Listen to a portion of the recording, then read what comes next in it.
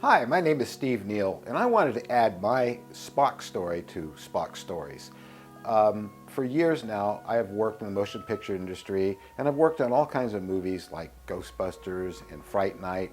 And today, we run our own studio called SNG Studios up here in Ventura, where we continue doing movie magic, effects, makeup, and even making our own sci-fi films.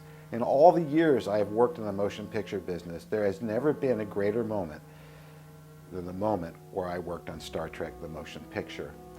How I came to work on the film is kind of an interesting story in itself, but I had met Gene Roddenberry and Majel off and on at conventions over the years where I was doing prosthetic makeup and even Vulcan ear tips and applying them to people. And as time went by, I got to know them a little better. And somewhere along the line there, I ran into Fred Phillips. Now, Fred Phillips, some of you will know, some of you won't, but Fred Phillips is the man who did the makeup for the original Star Trek TV series. He did Leonard's makeup and he did his ears. Fred and I were friends. Fred and I helped each other in the business. And one day I got a phone call from Fred and he said, "Hey Steve, would you like to work on Star Trek?" And I thought he was joking with me because there wasn't any Star Trek. I didn't even know they were planning a movie. I didn't know about Phase 2. And he said, "No, we're doing a Star Trek movie down here. Would you like to come work on it?" Well, of course, I practically hit the floor. I was so excited because I'd always been a Star Trek fan since I was in high school watching the show. And in fact, of course, my favorite character of all was Mr. Spock. So he had me come to the studio, and I went through those very same doors Leonard went through every day that Adam showed in his video. Those are the doors I went through and worked in the makeup lab there right off the stage in the same lab that was used during the TV show. Fred walked out and he handed me a pair of ears that Leonard, they were brand new ones, they had never been worn, but they were left over from the original show, and he said, "I want you to replicate these exactly." I was in heaven. I mean, what an amazing thing, what a full circle to come to from watching the show in high school and thinking, gee, wouldn't it be neat to meet these people or even meet Leonard Nimoy one day, and here I was in that position where I was going to sculpt his ears. So Fred left me with the ears, and he showed me a table to work on there, and he brought out the ear castings that they had already done of Leonard and put them on the table, and he says, "Well, there you go, have at it," you know. And I said, wow, you know, okay, great, 'cause this is something I've always wanted to do. I started sculpting on the clay, and I worked and I worked and I worked on it. I really wanted to make them look just like the original sculptures that John Chambers, someone else I worked with, who did the Planet of the Apes makeup, I wanted to make them exactly like what John had done. I didn't want to be sort of like him. I wanted to look exactly the way they did on the show. And so I worked very, very hard at it and very, very long. And I kind of went over into the late afternoon, or maybe it was even early evening.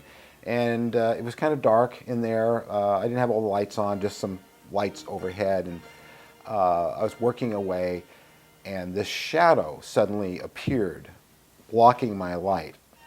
I thought it might be Fred, I didn't know what. And I hear this distinctive voice ring out, "Are those my ears?" And even now I get this chill. I really do. I'm feeling it all over my body because I realize that was Leonard Nimoy. And I'm sitting at the table, and I'm sitting kind of low, and I turn around, and he was towering over me like some sort of giant, backlit by the overhead light, with this big grin on his face. And I said, "Yes, sir, Mr. Nimoy, they are in fact your ears." And he said, "Very, very nice, young man," and he walked off. That was my first introduction to Leonard. I have never forgot as long as I lived. Of course, later on, I was in the lab all the time and with Fred when he was being made up, and all the crew was there in full costume and everything throughout the shoot, and I did other things on the show. But that moment was incredible. And what a kind, wonderful human being Leonard was. I was so lucky to have been able to work with him. I still have, to this day, copies of his ears.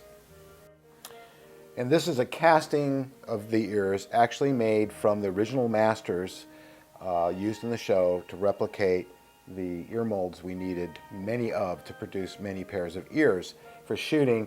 And these are made out of very hard rubber, so unlike the foam ones, they won't rot. These will last a very, very long time.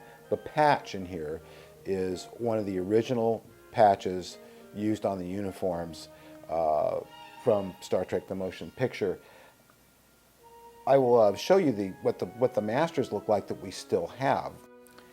And here's the masters. Now, if you're not familiar with makeup effects, you might wonder what these actually are. And what they are were castings in a very hard material, a polyurethane that's somewhat flexible and after all those years has never rotted, that was poured into the molds so that we could make additional molds off these to produce more ear molds.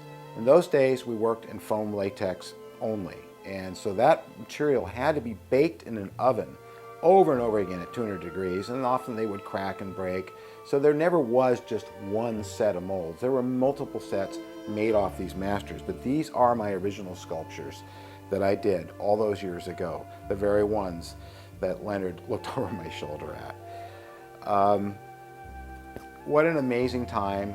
What an, Gene Roddenberry, everybody, Robert Wise, were just so incredible, but I can't thank Leonard enough for a great moment in my life and my career that I remember every day. Thanks, Leonard.